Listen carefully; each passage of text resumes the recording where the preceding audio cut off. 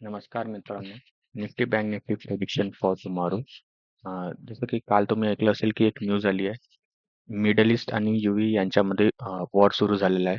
तर याचा इफेक्ट जो आहे तो आपल्या मार्केटवर दिसू शकतो. लाईक निफ्टी आणि बँक निफ्टी कशा प्रकारे मूव्ह करणार.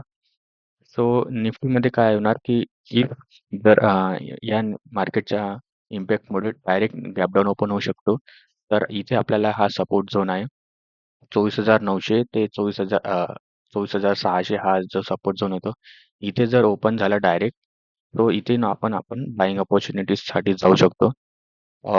अदरवाईज जर फ्लॅट ओपन झाला तर इथे 24,300 आणि 24,400च्या रेझिस्टन्सपासून आपण इथे सेलिंग अपॉर्च्युनिटीज जे आहे करू शकतो. सेलिंग अपॉर्च्युनिटी पाहू शकतो.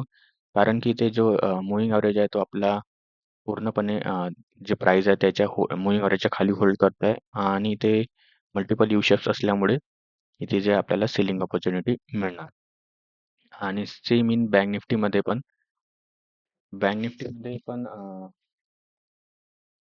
सेम अपॉर्च्युनिटी बनते की इफ जर डायरेक्ट गॅप ओपन जर झाला तर 59,860 पासून ते 59,700 हा जो आहे सपोर्ट झोन आहे. तर जर इथे ओपन झाला जर उद्या मार्केट, तर इथनं आपण बाईंग अपॉर्च्युनिटीज बघूया. वेट 15 मिनिट्स वेट करून त्यानंतर इथे आपण आपल्या बाईंग अपॉर्च्युनिटीसाठी जाऊ शकतो. आणि नेक्स्ट जर फ्लॅट ओपन जर झाला तर आपण इथे रेजिस्टन्स 60,800च्या रेजिस्टन्सपासून जे आहे सेलिंग करू शकतो. कारण की इथे सुद्धा मल्टिपल यू शेप्स आहेत.